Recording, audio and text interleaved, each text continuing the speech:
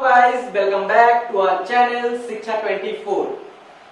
हम आज के इस वीडियो में जानेंगे कुछ अकाउंट से रिलेटेड इंपॉर्टेंट टर्म कि जिसका मतलब क्या होता है। वैसे तो थंबनेल देखकर और टाइटल देखकर आपको पता चल गया होगा। आज हम पढ़ेंगे ये कुछ टर्म है gap, IFRS, S and end S कि इसका मतलब अकाउंटिंग में क्या होता है। वैसे तो देखिए, जो बच्चे कॉमर्स बैकग्राउंड के हैं वो तो इस टर्म से फैमिलियर होंगे, बट स्टिल इन सब का मीनिंग इतना सिमिलर है और बहुत थिन लाइन डिफरेंस है जिसकी वजह से उनको समझने में और इन चारों को डिफरेंशिएट करने में प्रॉब्लम होता है।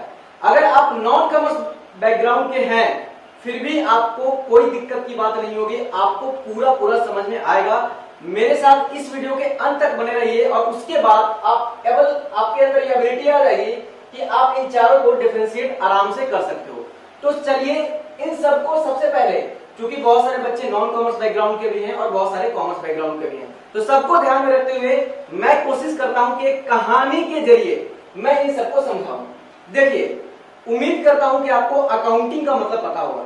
नहीं भी पता है तो मैं आपको बता दूं कि अकाउंटिंग का सीधा मतलब एक लेमन लैंग्वेज में अगर मैं बताऊं तो होता है कि जब बिजनेस में ट्रांजेक्शन को हम लोग, कुछ भी ट्रांजेक्शन हुआ उसको कैसे रिकॉर्ड करते हैं, और जब उसको रिकॉर्ड कर लेते हैं और बहुत सारे प्रोसेस स्टेज होते हैं सबको फॉलो कर लेते हैं तो एक कंप्लीट अकाउंटिंग बन जाता है। अब हम लोग जानते हैं कि ट्रेडिशनली, मैं बात कर रहा हूं पुराने जमाने में, जब बिजनेस इतना एडवांस नहीं था, टेक्नोलॉजी हमारे पास नहीं था, तो अकाउंटिंग बनता था जिसमें कि हम लोग बही खाता बनाते थे। अब तो कंप्यूटराइज हो गया। पहले क्या था कि सब कुछ अपना पेन और पेपर पे होता था, लेकिन पहले जो था अकाउंटिंग का यूज वो बहुत ही लिमिटेड था। लिमिटेड का मतलब क्या कि पहले जो ओनर था यानी बिजनेस का ओनर सिर्फ और सिर्फ वो अपने पर्पस से अकाउंटिंग बनाता था, अपने हिसाब से अकाउंटिंग बनाता था, ताकि उसको ईयर के एंड में पता चल सके कि पूरे साल में वो कितना कमाया या फिर कितना गवाया। But nowadays situation has been changed and the use of accounting become very wider. जैसे कि इसका मतलब क्या हुआ कि अब जो है अकाउंटिंग का यूज, जिसमें कि बहुत सारे लोग इन्वॉल्व हो गए, इन्वेस्टर भी अकाउंटिंग का यूज करने लगा है, गवर्नमेंट भी करने लगा है, क्रिएटर भी करने लगा है, यानी कि बिजनेस से जो लोग भी कनेक्टेड हैं, स्टेक होल्डर, जिसको कि स्टेक होल्डर बोलते हैं, मतलब जो भी बंदा, एम्प्लॉय हो, मैनेजमेंट हो, क्रिएटर हो, इन्वेस्टर हो, हर किसी को अब अकाउंटिंग से मतलब है। मतलब कि क्या, अगर आपका अकाउंटिंग सही है, प्रॉफिट लॉस सही आपका दिख रहा है, तो आपको क्या करना चाहिए, आपके इन्वेस्टर जो होंगे वो आपके बिजनेस में तभी इन्वेस्ट करेंगे। तो पहले डिफरेंस समझिए, अकाउंटिंग पहले और अब। पहले सिर्फ ऑनर के पर्पस से, लेकिन अब जो है बहुत लोग इसको यूज करने लगे हैं। जब इतना वाइडली यूज होने लगा अकाउंटिंग, तो जरूरत पड़ी कि अकाउंटिंग का एक सेट रूल्स एंड रेगुलेशन होना चाहिए। मतलब कि हर कोई अकाउंटिंग एक रूल के हिसाब से बनाए। वैसे क्या होता अगर कोई रूल नहीं होता, तो एक बिजनेस अपने अलग तरीके से बना रहा है, उसके मन में जो आ रहा है वो उस तरीके से अकाउंटिंग मेंटेन कर रहा है, दूसरा बिजनेस अपने तरफ से, तो दोनों में कभी कंपैरिजन नहीं हो पाएगा, दोनों कभी कॉम्पीट नहीं कर पाएगा आपस में। क्यों? क्योंकि दोनों का बनाने का तरीका अलग है। कोई एक्चुअल प्रॉफिट लॉस कोई शो कर ही नहीं पाएगा। इसके लिए रूल बनाया गया, और ये चारों जो टर्म है ये कुछ नहीं है, बेसिकली अकाउंटिंग के एक रूल ही है। तो हर लोग, हर बिजनेस एक ही तरीके से अकाउंटिंग बनाए, एक ही रूल एंड रेगुलेशन से।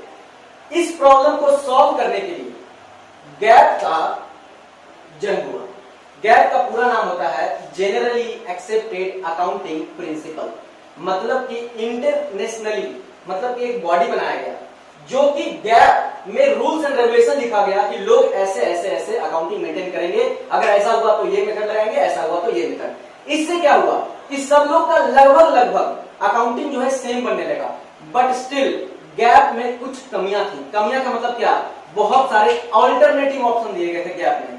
ऑल्टरनेटिव ऑप्शन का मतलब क्या कि एक काम को करने के बहुत तरीके डिफाइन थे, उससे भी प्रॉब्लम क्रिएट होने लगा। कुछ लोग ये फॉलो करने लगे, कुछ लोग ये मेथड, क्योंकि सब्स्टिट्यूट मेथड वहां पे अवेलेबल था, लॉ में लिखा हुआ था कि कोई ये फॉलो कर सकता है, कोई ये।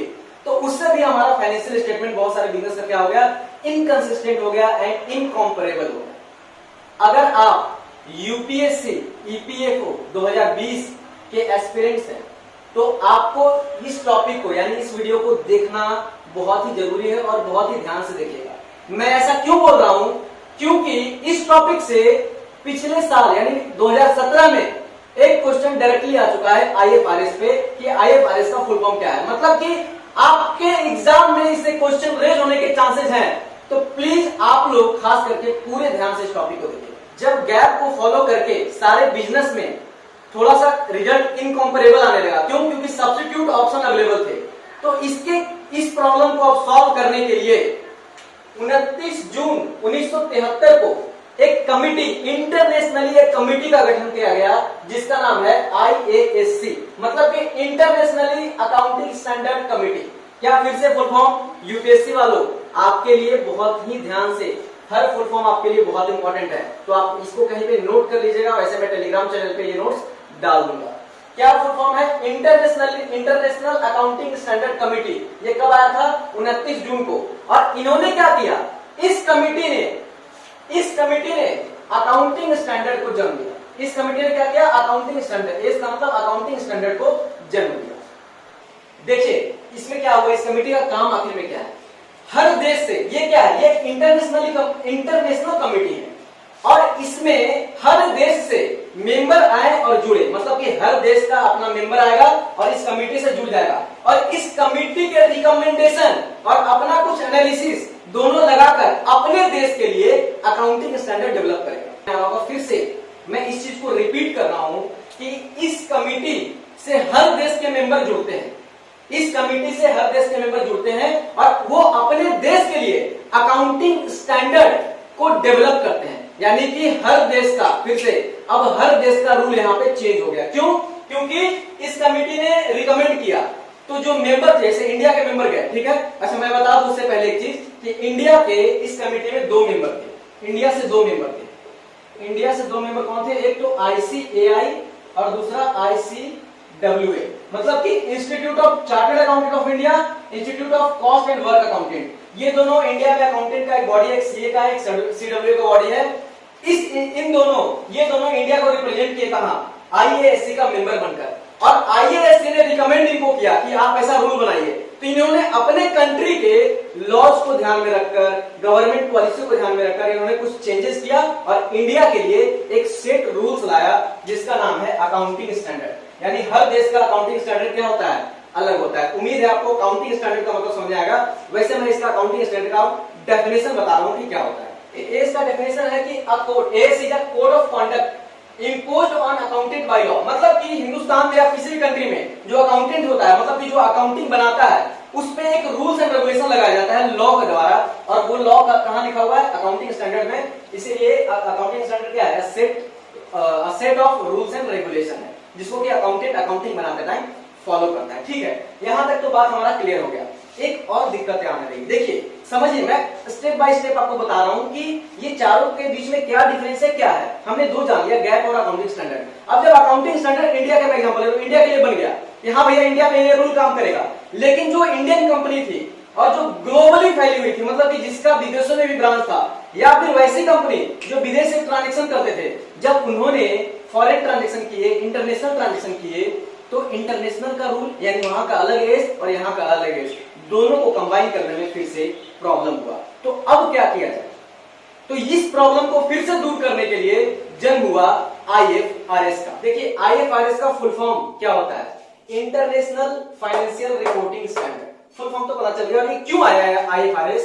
क्योंकि जो इंडिया जब फॉरेन इंटरनेशनल ट्रांजेक्शन करता था तो उनके बीच में कोई डिफरेंस ना, उनके डिफरेंस को मीट करने के लिए IFRS का जन्म हुआ। और IFRS को इशू कौन करता है? तो IASB का फुल फॉर्म हुआ इंटरनेशनल अकाउंटिंग स्टैंडर्ड बोर्ड। फिर से IASB का फुल फॉर्म क्या हुआ?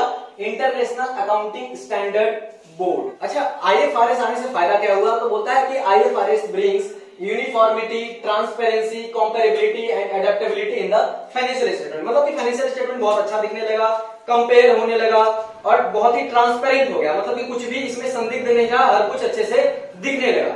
तो मैंने आपको 3 चीज बता दिया, gap, accounting standard and IFRS। एक और छोटा सा कॉन्सेप्ट है इंडेक्स। देखिए इंडेक्स कुछ भी नहीं होता, पहले जो एज था अकाउंटिंग स्टैंडर्ड, उसका नाम बस बदलकर इंडेक्स रखा गया है। और IFRS से चीजें लेकर, जो ग्लोबली एक्सेप्टेड है, उससे चीजें लेकर इंडेक्स बनाया गया। और इंडेक्स का रूल ही इंडिया में अब हर एक अकाउंटिंग बॉडी पे एप्लीकेबल है। जो भी अकाउंटिंग फॉलो करता है उसके ऊपर ये एप्लीकेबल है। तो दोस्तों मैंने जो आपको जो 4 टर्म बताया, उम्मीद करता हूं कि आपको बहुत अच्छे से समझ में आ गया होगा। कुछ भी अगर आपका डाउट है तो आप बेहिचक कमेंट में या फिर इंस्टाग्राम पे आप पूछ सकते हैं। अगर आपको हमारा वीडियो पसंद आया तो प्लीज हमारे चैनल को सब्सक्राइब करें। अगर आपका मन नहीं भी है सब्सक्राइब करने का तो आप एक बार प्लेलिस्ट आप जाकर चेक कर लीजिए, उसमें आपको बहुत अच्छे अच्छे वीडियोस मिलेंगे। और अगर आपको लगता है कि हाँ मुझे कुछ फायदा हो सकता है तो प्लीज इस चैनल को सब्सक्राइब करें और इस वीडियो को तो लाइक कर ही देगा पसंद आया हो तो, और अपने दोस्तों के साथ कोशिश कीजिए शेयर करने का।